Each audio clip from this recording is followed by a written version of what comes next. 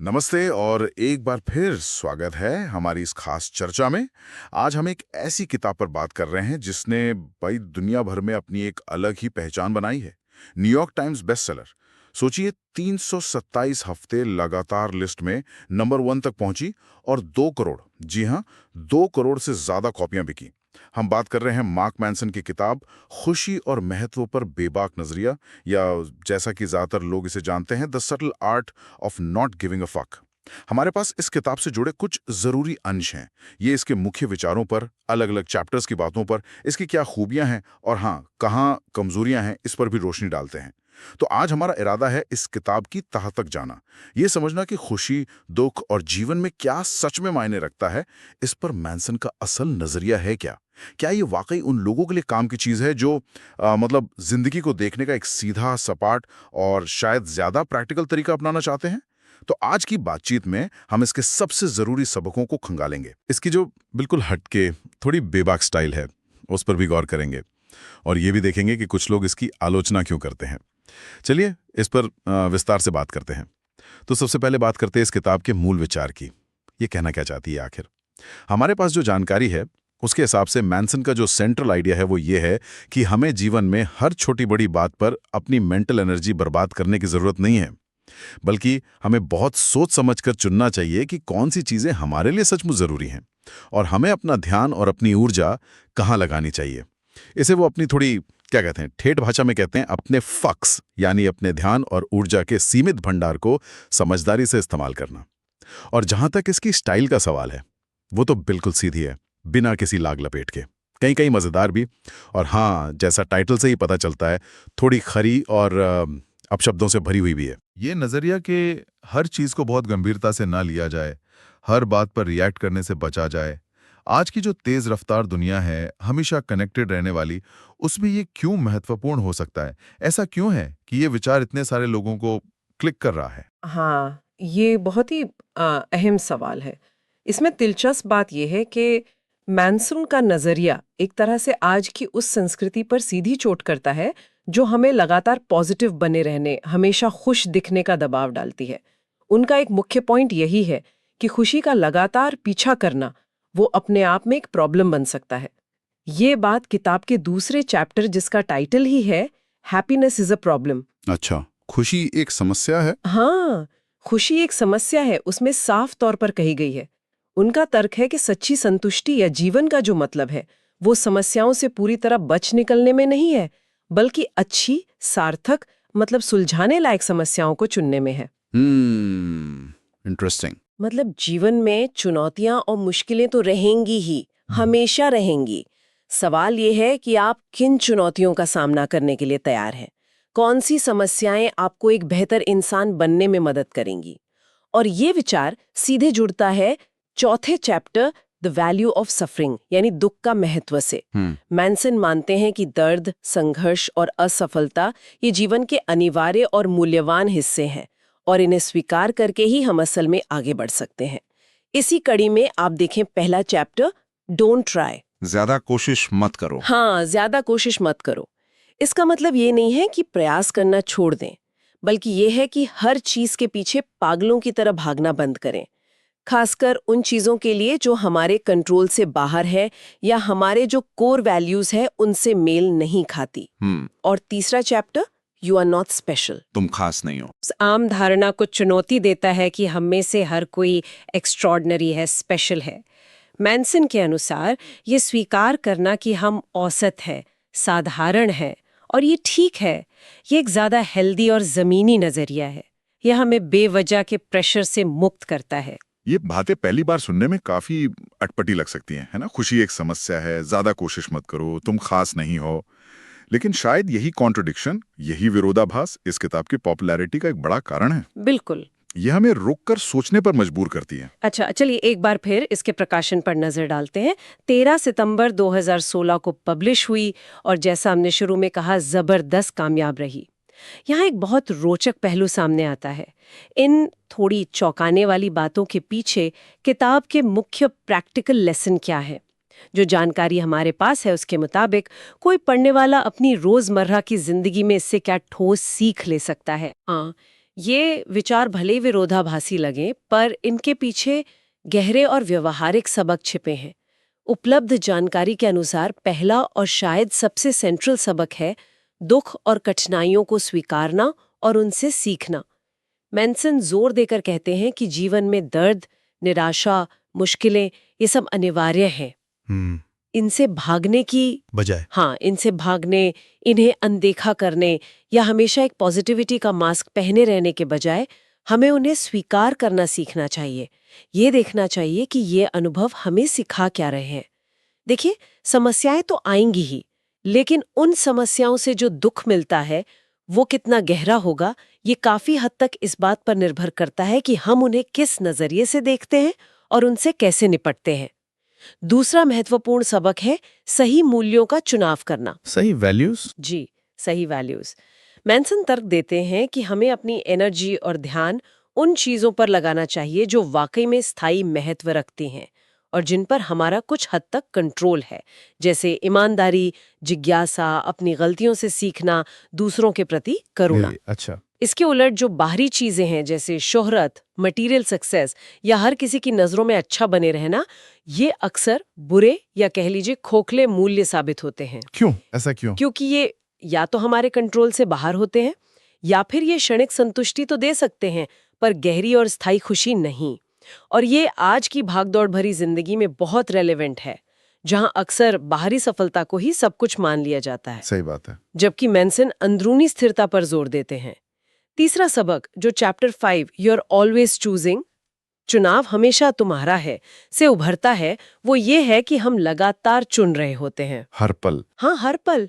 हम हर पल ये चुनते हैं कि किस बात पर ध्यान देना है, किस चीज को महत्व देना है, किस घटना को क्या अर्थ देना है। हमारी भावनाएं, हमारे अनुभव, यहाँ तक कि हमारी समस्याएं भी, वो कहीं ना कहीं हमारी इन चुनी हुई प्राथमिकताओं और मूल्यों का ही नतीजा होती हैं। इसलिए ये समझना जरूरी है कि हमारे पास हमेशा चुनाव करने की ताकत है और हमें अपनी प्राथमिकताएं समझदारी से तय करनी चाहिए। चौथा सबक असफलता को अपनाने और जिम्मेदारी लेने से जुड़ा है। Chapter 7 failure is the way forward, असफलता ही आगे बढ़ने का रास्ता है, में मैनसन कहते हैं कि फेलियर कोई शर्मिंदगी की बात नहीं है, बल्कि ये सीखने, सुधार करने और अंततः आगे बढ़ने का एक अनिवार्य हिस्सा है। इसे विकास के अवसर के तौर पर देखना चाहिए। नजरिया बदलने वाली बात है ये तो। बिल्कुल। इसी तरह chapter 8 the importance of saying no, ना कहने का महत्व, बाउंड्रीज तय करने पर जोर देता है। अपनी प्राथमिकताओं को बचाने और उन चीजों या लोगों को ना कहने पर जोर देता है जो हमारे चुने हुए मूल्यों से मेल नहीं खाते। अच्छा। और सबसे बढ़कर हमें अपने जीवन की, अपने अनुभवों की और अपनी प्रतिक्रियाओं की पूरी जिम्मेदारी लेनी होगी, भले ही बाहरी हालात हमारे कंट्रोल में ना हो। मतलब हम कैसे रिएक्ट करते हैं वो हमारे हाथ में है। हाँ, हम हमेशा ये चुन सकते हैं कि हम किसी स्थिति पर कैसे प्रतिक्रिया दें। किसी और को दोष देना वो हमें कहीं नहीं ले जाता। और पांचवा और अंतिम मुख्य सबक जो 9वें chapter and then you die, और फिर तुम मर जाते हो, से आता है। ये तो थोड़ा डार्क साउंड करता है। हाँ, सुनने में थोड़ा निराशावादी लग सकता है, लेकिन मैनसन का तर्क है कि इस सच्चाई को स्वीकार करना कि हमारा जीवन सीमित है, लिमिटेड है, ये हमें एक जरूरी पर्सपेक्टिव देता है। ये हमें तुच्छ छोटी मोटी चिंताओं और बेकार की बातों से ऊपर उठकर उन चीजों पर ध्यान फोकस करने में मदद करता है जो हमारे लिए वाकई में गहराई से मायने रखती हैं। अगर इसे बड़े पिक्चर में देखें तो ये सारे सबक मिलकर एक ऐसा ढांचा बनाते हैं जहां व्यक्ति कम चीजों की परवाह करता है, लेकिन जिन चीजों को वो चुनता है उनकी परवाह ज्यादा गहराई से, ज्यादा कमिटमेंट से करता है। ये सचमुच सोचने पर मजबूर करने वाली बातें हैं। जिम्मेदारी लेना, सही वैल्यूज चुनना, फेलियर को सीखने का जरिया मानना, बाउंड्री सेट करना और यहाँ तक कि जीवन की लिमिटेशंस को स्वीकार करना, ये सब मिलकर जिंदगी को देखने का एक बिल्कुल अलग, शायद ज्यादा जमीनी और प्रैक्टिकल नजरिया पेश करते हैं। चलिए अब जरा किताब की उन खासियतों पर बात करते हैं जिनकी वजह से ये इतनी पॉपुलर हुई। जो सोर्स हमारे पास है वो बताते हैं कि इसकी सीधी, सपाट और कहीं कहीं मजाकिया भाषा बहुत से लोगों को पसंद आती है। हाँ, ये तो है। इसमें कोई लीपापोती नहीं है, बात सीधे दिल तक पहुंचती है, भले ही वो थोड़ी कड़वी लगे। दूसरी खासियत जो उभर कर आती है वो है इसकी व्यवहारिक सोच। ये किताब सिर्फ ऊंची ऊंची फिलॉसफिकल बातें नहीं करती, बल्कि ये बताने की कोशिश करती हैं कि रोजमर्रा की जिंदगी में स्ट्रेस को कैसे कम किया जाए, हर छोटी मोटी आलोचना या असफलता को दिल पर लेने से कैसे बचा जाए। प्रैक्टिकल एडवाइस है मतलब। हाँ, कह सकते हैं। तीसरी बात, कई पढ़ने वालों के लिए ये सोच बदलने वाली किताब साबित हुई है। ये दुख, दर्द और समस्याओं को जीवन के नेगेटिव पहलुओं की तरह देखने के बजाय उन्हें विकास और सीखने के जरूरी हिस्सों के रूप में देखने का नजरिया देती है। ये अपने आप में एक बड़ी राहत हो सकती है कई लोगों के लिए।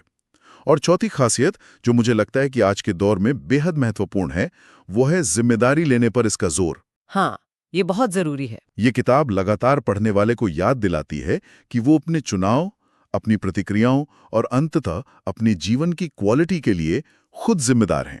बाहरी परिस्थितियों या दूसरे लोगों को दोष देने की जो टेंडेंसी होती है, हाँ, उससे बाहर निकलने का ये एक शक्तिशाली संदेश है। बिल्कुल सही कहा। ये निश्चित रूप से इस किताब की स्ट्रेंथ्स हैं जिन्होंने इसे इतना सफल बनाया है। लेकिन जैसा कि हर लोकप्रिय चीज के साथ होता है, इसकी कुछ सीमाएं या आलोचनाएं भी हैं जिन पर बात करना जरूरी है। उपलब्ध स्रोतों के अनुसार एक आम आलोचना जो बार बार सामने आती है वो है दोहराव का ज्यादा होना। अच्छा, मतलब रिपीटिशन। हाँ, रेपिटेशन। कुछ पाठकों को ऐसा महसूस होता है कि किताब के जो मुख्य विचार हैं, यानी कम चीजों की परवाह करना और सही चीजों को चुनना, उन्हें ही बार बार अलग अलग तरीकों से दोहराया गया है।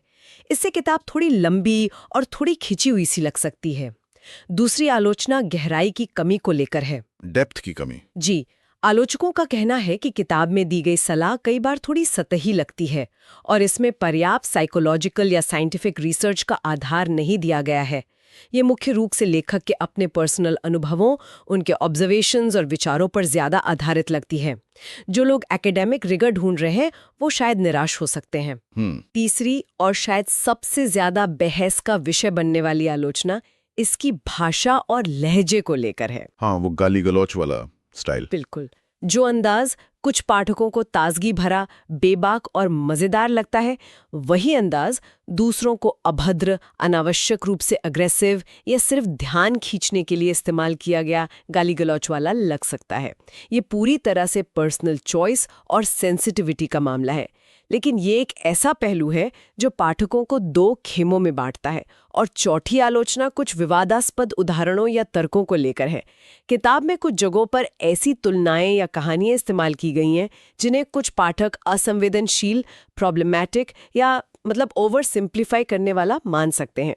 यहाँ एक जरूरी सवाल उठता है, क्या ये जानबूझकर अपनाए गए बेबाक, थोड़ी टकराव वाली शैली वास्तव में सभी के लिए इफेक्टिव है, या ये कुछ संभावित पाठकों को किताब के मुख्य संदेश से ही दूर कर सकती है, भले ही संदेश कितना भी उपयोगी क्यों ना हो? तो वाकई एक सोचने वाला सवाल है। हर स्टाइल हर किसी के लिए काम नहीं करती, ये तो है। तो इन सभी बातों, इसकी ताकत, इसकी कमजोरियों, इसके अंदाज को ध्यान में रखते हुए आखिर ये किताब किन लोगों के लिए सबसे ज्यादा सही हो सकती है? हमारे पास जो जानकारी है वो क्या इशारा करती है? लगता है ये उन लोगों के लिए ज़्यादा फायदेमंद हो सकती हैं जो अपने जीवन में बहुत ज़्यादा तनाव, चिंता, एंग्जाइटी महसूस करते हैं। शायद इसलिए कि वो हर छोटी बड़ी चीज़, हर किसी की राय की बहुत ज़्यादा परवाह करते हैं। जो पीपल प्लीजिंग, यानी हर किसी को हर समय खुश रखने की कोशिश करते करते थक चुके हैं और अब अपनी बाउंड्रीज तय करना चाहते हैं। हाँ, ये बहुत कॉमन है। जो जीवन में थोड़े दिशाहीन महसूस कर रहे हैं, ये समझने में स्ट्रगल कर रहे हैं कि असल में उनके लिए क्या जरूरी है और अपनी प्राथमिकताएं कैसे तय करें। और जाहिर तौर पर जिन्हें सीधी बिना फिल्टर वाली बात पसंद है और जिन्हें थोड़ा ठेठ या फाउल लैंग्वेज वाले लेखन से कोई परहेज नहीं है। और इसकी दूसरी तरफ ये किताब शायद उन लोगों के लिए उतनी आकर्षक या उपयोगी न हो जो गहन शोध, साइंटिफिक स्टडीज और डिटेल्ड केस स्टडीज पर आधारित सेल्फ हेल्प या साइकोलॉजी की किताबें पढ़ना पसंद करते हैं। उन्हें इसमें एकेडमिक गहराई और ठोस सबूतों की कमी महसूस हो सकती है। अच्छा। जो भाषा और लहजे को लेकर बहुत संवेदनशील हैं और अभद्र भाषा या गाली गलौज से बहुत असहज महसूस करते हैं, उनके लिए इस किताब को पढ़ना शायद एक अप्रिय अनुभव हो सकता है। हाँ, ये तो संभव है। जो किसी विषय पर गहरा दार्शनिक, आध्यात्मिक या मनोवैज्ञानिक विश्लेषण चाहते हैं, जैसा कि हमने आलोचनाओं में जिक्र किया, इसकी एक आलोचना सतही होने की है। तो गहरे बौद्धिक या आत्मिक चिंतन की तलाश करने वाले पाठक शायद इससे निराश हों। बिल्कुल स्पष्ट है। तो ऐसा लगता है कि ये किताब एक खास तरह की मानसिकता और जरूरत वाले पाठक वर्ग को एड्रेस करती है। और इसकी जबरदस्त बिक्री ये दिखाती है कि वो वर्ग कितना बड़ा है, या कम से कम इस तरह के संदेश की तलाश में है। तो इन सब बातों का निचोड़ क्या है? अगर हम इस पूरी चर्चा को समेटना हो तो केंद्रीय संदेश क्या उभरता है? मेरे विचार में इसका सार ये है, अपनी लिमिटेड मेंटल और इमोशनल एनर्जी को समझदारी से इन्वेस्ट करें। हर चीज पर ध्यान देना संभव नहीं है और नहीं जरूरी। जीवन में समस्याएं, दर्द और अनिश्चितताएं, ये सब अनिवार्य हैं। हाँ। उनसे भागने के बजाय उन्हें स्वीकार करना और उनसे सीखना ज्यादा फायदेमंद है। और सबसे महत्वपूर्ण, अपने वैल्यूज, अपने चुनावों और अंततः अपने जीवन की दिशा और अनुभव की जिम्मेदारी पूरी तरह से खुद लेना। मैं इस सार से पूरी तरह सहमत हूँ। और अगर हम इसे आज के समय के थोड़े और बड़े कॉन्टेक्स्ट में रख के देखें तो ये और भी प्रासंगिक हो जाता है। हम एक ऐसी दुनिया में जी रहे हैं जो सूचनाओं, विकल्पों, मांगों, अपेक्षाओं से भरी पड़ी है। बिल्कुल, इंफॉर्मेशन ओवरलोड। हाँ, इंफॉर्मेशन ओवरलोड, सोशल मीडिया, समाचार, विज्ञापन, हर तरफ से हमारा ध्यान खींचने की कोशिश होती है। ऐसे माहौल में ये क्षमता विकसित करना कि किस चीज को महत्व देना है, किस पर अपनी ऊर्जा लगानी है और किसे नजरअंदाज करना है, ये शायद पहले से कहीं ज्यादा जरूरी स्किल बन गया है।